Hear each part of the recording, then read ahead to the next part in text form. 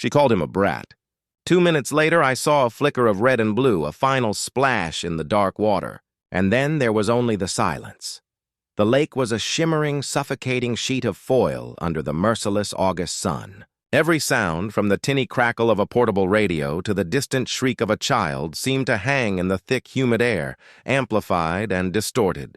My name is Alex, and I was on my third summer of supervising the north end of Lake Crest, which mostly meant stopping teenagers from jumping off the rickety old dock and telling parents where the public restrooms were. It was a job that required more patience than heroics. A job that, on this particular afternoon, felt like a punishment. The source of my current torment was a boy of about 10, with a shock of untamed red hair and a firecracker energy that seemed to defy the oppressive heat. He was launching a small, brightly colored toy boat into the shallow water at the edge of the lake, directly where a young family had laid out their sprawling picnic blanket. Each launch sent a small, perfectly aimed tidal wave of lake water cascading over their neatly arranged sandwiches and fruit slices. His laughter was a high, gleeful peal that grated on the nerves, a pure, unadulterated joy in the face of their mounting frustration. The mother, a woman with a tightly wound bun and a stressed-out frown permanently etched onto her face, was the first to snap. "Leo, stop that right now!" she called out, her voice thin and sharp. The boy, Leo, didn't even flinch. He just launched the boat again, this time with a little more force, soaking a corner of the blanket. The father, a burly man with a resigned look, just sighed and started moving their supplies away. But the mother wasn't done. She stood up, planted her hands on her hips, and stared the boy down. "I said, stop! You're ruining our lunch. Honestly, you're such a brat." The word brat hung in the air, heavy and full of judgment. It wasn't just a label. It was a condemnation. I watched the boy's face fall.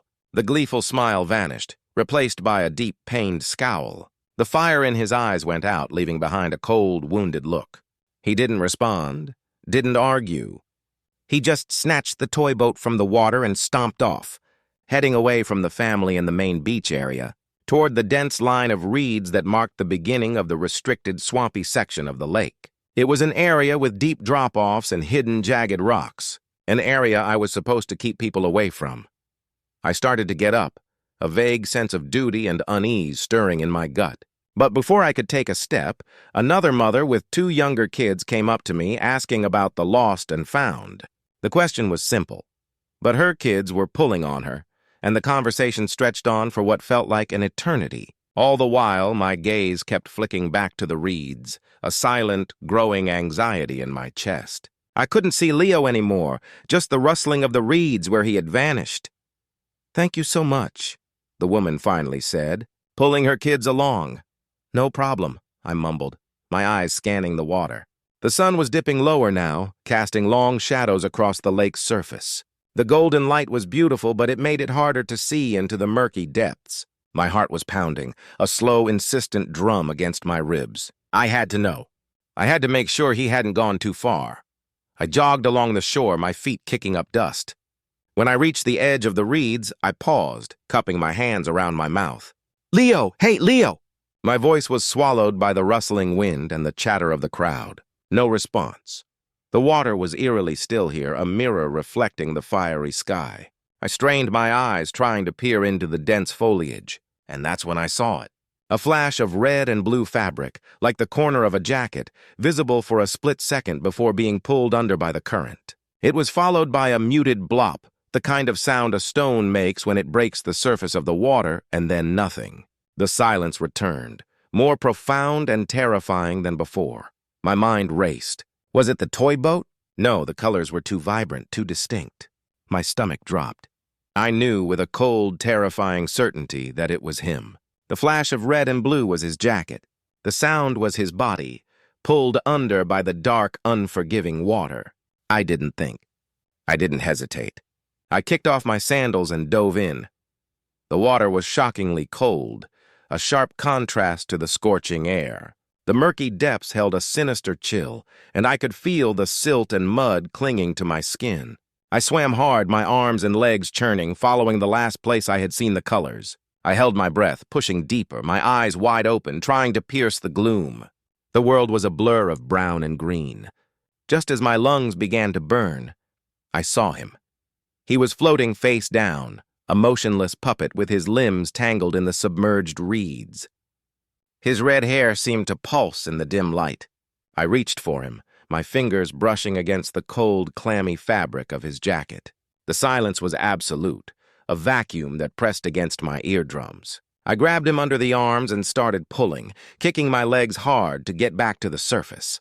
It was a Herculean effort, fighting the weight of his small, lifeless body and the resistance of the water. When we finally burst through the surface, gasping for air, the world came rushing back. The shouts of the crowd, the blare of a distant horn, the smell of damp earth. I pulled him to the shore, collapsing on the muddy bank. His face was pale, his lips tinged with blue. I flipped him over, water streaming from his mouth and nose, and then I heard it. A piercing, soul-crushing scream. The sound tore through the air, silencing the chattering crowd. I looked up. The woman with the tightly wound bun, the one who had called him a brat just minutes before, was standing frozen on the shore. Her face was a mask of pure, unadulterated terror. She had seen me pulling her son's limp body from the water. The scream was hers, and it was a sound that would haunt me for the rest of my life. The scream tore through the air, but it wasn't the only sound. A siren, faint at first, then growing to a deafening wail, echoed from the access road. Chaos erupted around me. People who had been lounging on their blankets were now on their feet, a circle of horrified, whispering onlookers. Hands reached for me, for him, but I was in a daze. I was trying to remember my basic CPR training, the steps I had memorized, but never once had to perform on a real human body. The mother was beside me in an instant. Her tight bun was coming undone, and her face was wet with tears. She dropped to her knees, her hands hovering over Leo's still form as if afraid to touch him. "Leo! Oh God, Leo!" she sobbed, her voice a ragged whisper. Her husband, the burly man who had watched silently as his son had been berated, was right behind her, his face ashen, his mouth a hard, grim line. He didn't speak. He just knelt, too, and put a large, shaky hand on his wife's shoulder. I placed my hands on Leo's chest, one on top of the other, and began compressions, counting them out loud. 1, 2, 3, 4. The small rib cage felt fragile beneath my palms. I tipped his head back, pinching his nose, and tried to breathe into his mouth. I had to tilt his head back more, but I couldn't get a good seal. His small body was so limp, so devoid of life. My hands were shaking. My breath was ragged. All I could see in my mind was the flash of red and blue, the silent descent into the water, and the mother's word, brat, echoing in my ears. The paramedics were there in a flash, 2 of them moving with a practiced, terrifying efficiency. They pushed me aside, gently but firmly. "Sir, step back." One of them, a woman with short, practical hair and a calm demeanor, took my place and began compressions with a steady, relentless rhythm. The other one was already setting up a breathing apparatus, a small, black bag that inflated and deflated with a hiss. "Pulse?" the woman with the bag asked. "Nothing," her partner replied, not breaking rhythm. "Respiratory arrest. Looks like near drowning." The police arrived a moment later. A patrol car pulled up to the edge of the access road, and 2 officers emerged. One was a tall, imposing man with a stern expression. The other, younger, with a notebook in his hand. The younger one approached me while his partner went over to the paramedics and Leo's family. "I need you to tell me exactly what you saw," the young officer said, his voice flat. He had the detached professionalism of someone who had seen this all before, but his eyes were wide, and I could tell he was fighting to keep his emotions in check. I recounted the story, my words spilling out in a panicked rush. The toy boat, the family's lunch, the mother's words, Leo stomping off, my distraction, the flicker of colors in the reeds. I left out nothing, not even the shame that was crawling up my throat. As I spoke, the mother's sobs grew louder, more frantic.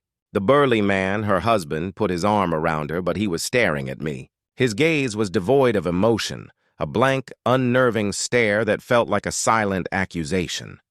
"So you were on duty, and you didn't see him go in?"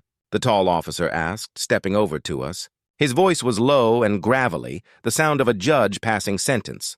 I was distracted," I stammered. A woman came up to me. It only took a minute. A minute you didn't have, he said, not unkindly, but with a finality that felt like a blow to the chest. Suddenly a cry went up from the paramedics, a small triumphant exclamation. "We've got a pulse! It's weak, but it's there!" The crowd murmured, a collective sigh of relief. The mother's sobs transformed into a choked, breathless gasp. She lurched forward, but her husband held her back. The paramedics were moving quickly now, strapping Leo to a stretcher, covering him with a silver foil blanket. He was still unconscious, his face deathly pale, but there was a flicker of something in his eyes. Just a flicker. A spark that wasn't there before. They wheeled him away to the ambulance, the mother running beside the stretcher, her hand clutched to her chest. The husband followed behind, his eyes still locked on mine. He didn't say a word. He just stared, and in that blank, empty gaze, I saw not just grief but a deep, seething, silent rage. A rage that promised to boil over. The young officer with the notebook looked at me, his pen poised over the paper. "Sir, can you tell me what you think happened? Did he fall? Was he pushed?" I opened my mouth to answer, to say what I thought. To say it was a terrible accident, an act of a wounded child's recklessness. But then I saw something on the muddy bank where Leo's body had been, something that had been hidden by the frantic rescue efforts. It was a single, tiny, red and blue toy boat, the same one he had been playing with, half buried in the mud, its mast broken. But next to it, partially obscured by a patch of grass, was a small, smooth, flat rock. It was the size of a child's hand, and it had a thin, jagged crack running through its center, as if it had hit something very hard. A chilling realization swept over me, a gut-wrenching certainty that went beyond the cold facts. The boy hadn't just fallen in. He hadn't just stumbled. He had jumped, and he had done so with that rock in his hand. The weight of the new information was a physical blow, a cold fist in my gut. He hadn't just fallen. He had chosen. Chosen in a moment of raw, childish despair to carry a small, flat rock as a desperate anchor. The rock was a symbol of his pain, a physical representation of the words that had been thrown at him. Brat. I looked at the young officer, his pen still poised, waiting. What could I say? "A 10-year-old just tried to drown himself, and I think it was my fault, and his mother's?" The words died in my throat. I couldn't say it. Not here, not now. The scene was still thick, with the residue of trauma and adrenaline, the air humming with the siren's distant wail and the muffled sobs of the mother. How could I add this new, devastating truth? How could I tell them that this wasn't just a tragic accident, but something far more complicated and horrible? My gaze drifted from the officer to the family's abandoned picnic blanket, to the half-eaten sandwiches and spilled fruit, a still life of a moment of peace that had been shattered. I looked back at the small cracked rock. The truth was right there, waiting for someone to find it. And if they found it, the narrative would change completely. The mother's grief would be compounded by an even more terrible guilt, and I, the lifeguard who had failed to see the danger, would be seen not just as negligent, but as a direct witness to a suicide attempt. The thought was unbearable. I felt a shadow fall over me. It was the burly man, Leo's father. He stood there, silent and massive, a monument to a grief too deep for words. His eyes were no longer blank. They were a blazing furnace of unadulterated fury focused solely on me. He didn't look at his wife, who was now being comforted by a kind-looking woman from the crowd. He didn't look at the ambulance as it sped away. He just looked at me. "Is there anything else you remember?" The young officer pressed, his voice softer this time, as if he sensed my hesitation. The father took a step closer. He wasn't aggressive, not physically, but his presence was a threat, a promise of a reckoning. His hand, the same one that had rested gently on his wife's shoulder, was now clenched into a fist at his side. He stared at my eyes, and then his gaze shifted downward, toward the muddy ground between us. For a split second, I thought he saw it. The toy boat. The cracked rock. But his eyes just swept over it, his focus on me. He saw the shift in my expression. He saw the cold sweat on my brow. He saw that I was hiding something. I shook my head, my throat dry. "No, that's it. He just disappeared." The lie felt like a betrayal, a heavy, ugly thing I was now carrying. The young officer nodded, jotting something down. "All right, We'll be in touch. We'll need a full statement later at the station. The father took another step, closer now. I could see the tiny, broken blood vessels in his eyes, the clench of his jaw. You're the lifeguard, he said, his voice a low growl. The one who's supposed to watch them. It wasn't a question. It was a statement of fact, of my failure. I wanted to tell him. I wanted to scream, "Your wife!" She called him a brat. That's why he did this. The words were on the tip of my tongue, but they wouldn't come out. The truth would destroy them. It would make their grief 1,000 times worse. The tall officer, sensing the rising tension, put a hand on his partner's shoulder and motioned for him to leave. The young officer reluctantly walked away, leaving me alone with Leo's father. He knelt slowly, not near the place where his son had been, but near the spot where the toy boat lay half buried. He reached down, and for a terrifying second I thought he was going to pick it up. He was going to find the rock. He was going to see the proof. My heart hammered against my ribs, but he didn't. He just picked up the small plastic boat, its red and blue colors faded and scuffed, and clutched it to his chest. He looked at me again, his eyes filled with a new, dangerous emotion. It wasn't just rage anymore. It was a profound, bottomless hatred. I turned away from him, my body feeling like lead, my mind screaming with the terrible burden of what I knew. I had to do something. I had to get that rock. It was the only piece of evidence, and it couldn't fall into the wrong hands. Not with the father looking at me like that. Not with the unspoken accusation hanging in the air. The crowd was beginning to disperse, leaving a small, quiet, hollow space on the beach where Leo's life had almost ended. I waited until the father had walked a short distance, his back to me, the toy boat clutched like a relic to his chest. I knelt down quickly, my fingers fumbling for the small, flat stone. My hand closed around it. It was still cool to the touch. I slipped it into my pocket, the jagged crack in its surface pressing a sharp, painful line against my thigh. It was a terrible secret now, a physical thing that I carried with me, and I knew, with a horrifying certainty, that this was just the beginning. The cold weight of the stone in my pocket was a constant presence, a reminder of the lie I had just told. It was a physical manifestation of my guilt, a small, jagged truth I was now hoarding. I walked with a slight limp, the stone digging into my thigh with every step, a private, self-inflicted punishment.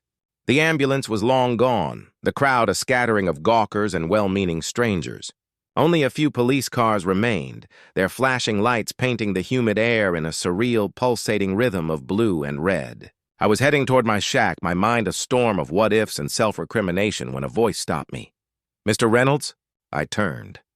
Standing a few feet away was a man I hadn't seen before. He wasn't in uniform. He wore a rumpled gray suit and had the tired, knowing eyes of someone who had seen more than his share of human misery. He was holding a small notebook, not with the hurried notes of a patrol officer, but with the quiet authority of a detective. "I'm Detective Miller," he said, his voice a low, even tone. "I just have a few questions. The officer said you were the one who pulled the boy out." I nodded, my throat tightening. This was it. The real interrogation. "The kind that went beyond the surface and dug for the truth? Can you walk me through it again?" he asked, gesturing back toward the site of the incident. "Take your time. Start from the beginning." We walked slowly, our footsteps silent on the damp sand. As I recounted my story, I tried to keep my words consistent, my tone even. The sun-drenched day, the boy's laughter, the mother's words, his disappearance. I described my frantic search and the moment I saw the flash of color, but I carefully omitted the part about the rock. I left out the small, vital truth I had hidden in my pocket. Detective Miller listened, his gaze fixed on my face, but I could tell his mind was elsewhere, piecing together a puzzle I didn't want him to solve. He didn't interrupt. He didn't write anything down.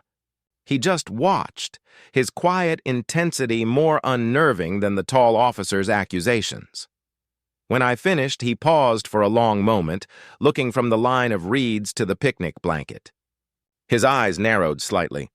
"You said the boy, Leo, ran off after his mother yelled at him," he said. "Did he seem upset? Distraught?" "Yes," I said, a little too quickly. "He did. He was a little boy, you know. He got his feelings hurt." And you said you were distracted, he continued, his voice calm, by a mother asking about the lost and found. Right. She had 2 little kids. It only took a minute. I could hear the defensiveness in my own voice. A minute, he repeated, the word hanging in the air. He turned to face me fully, his eyes now on the sand at my feet. And the father, Mr. Davison, was sitting nearby, correct? He didn't get up at all? No, I said, a fresh wave of shame washing over me. He just stayed put. The detective looked at me, a flicker of something in his eyes. A small, almost imperceptible shake of his head. Interesting. Because when I talked to a few of the other beachgoers, they said he did get up. They said he was trying to console his wife, trying to talk to her. My blood ran cold. The discrepancy was tiny, but it was there, and he had found it. The father's inaction was a core part of my narrative, a way of shifting blame without ever saying a word. But it was a lie, and the detective had just proved it. He took a step closer. His eyes dropped to my leg, not to my pocket, but to the area where the rock was pressing against me, creating a faint outline. What's that in your pocket, Mr. Reynolds? A set of keys? He asked, his voice still low and even, but with an undercurrent of something sharp and dangerous. I was about to answer when he looked past me, his expression hardening. I turned to follow his gaze. Standing a few yards away, in the middle of the empty beach, was Leo's father. He was just standing there, unmoving, watching us. He was close enough to have heard everything. His face, still pale, was now a mask of pure, controlled fury. The toy boat was gone from his hands. But the hatred in his eyes was a physical thing, and it was pointed directly at me. He had heard my lie. He had seen my failure, and in his gaze, I saw the promise of a reckoning far worse than any a detective could ever mete out. He was a ghost, a silent, unblinking specter of grief and rage. The father, Mr. Davison, walked toward us, his footsteps deliberate and heavy in the sand. He didn't say a word, didn't make a sound. He just advanced, and the air around us seemed to hum with the raw, suppressed violence of his presence. Detective Miller's expression shifted from professional scrutiny to quiet concern. He took a subtle step back, placing himself between me and the oncoming storm. "Sir, this is an active investigation," Detective Miller said, his hand resting on the hilt of his holstered sidearm. His voice was calm, but the command was unmistakable. Mr. Davison ignored him completely. His eyes never left mine. He stopped just a few feet away, close enough for me to see the individual beads of sweat on his brow, the tremor in his clenched jaw. "I know what you're thinking," he said, his voice a low, guttural rumble. It was the first time he'd spoken to me since he asked about my failure. "You think you're some kind of hero, that you saved my boy's life. I just did my job," I stammered, my voice sounding weak and thin in comparison to his. He gave a harsh, humorless laugh. "Your job? Your job was to keep him safe. Your job was to watch him, and you failed." The last word was a hiss, a poisoned dart aimed directly at my heart. "I was distracted," I said, my voice rising in a desperate plea.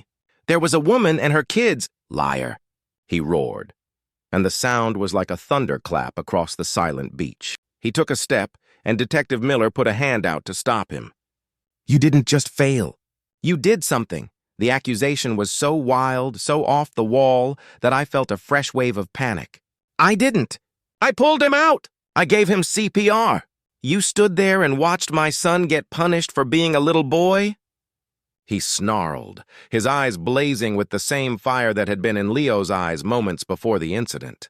And then, when he was hurting, when he was vulnerable, "You let him go into that water. Or maybe you helped him." The words hit me like a physical blow. The accusation was insane. I hadn't pushed him. I hadn't done anything but try to save him. But the lie I had just told the detective, the one about the father's inaction, suddenly made his wild theory seem plausible. My own hands, the hands that had just saved his son, were now shaking with the weight of my secret. "You're a disgrace," Mr. Davison said, his voice dropping to a low, chilling whisper. "A disgrace to that uniform, to everything you stand for. I'm going to make sure everyone knows what you did. I'm going to make sure you never work again." He took another step, closer this time, and I could feel the heat radiating off him. His hand shot out, not to hit me, but to grab the collar of my lifeguard shirt. He pulled me close, his face inches from mine, and I saw something in his eyes that was even more terrifying than the rage. It was a cold, calculating resolve. "The police can't touch you for this," he whispered, his words a venomous promise. "But I can. You think you have a secret? A lie you told? I'm going to find out what it is, Alex, and when I do, you're going to wish you left him in that water." He let go of my shirt and shoved me back, the force of it sending me stumbling into Detective Miller. Mr. Davison then turned and walked away, a man possessed by a single, terrifying purpose. He disappeared into the deepening shadows, leaving me standing there, the stone in my pocket a lead weight, the detective's cold gaze on me, and the father's chilling threat ringing in my ears. I was trapped,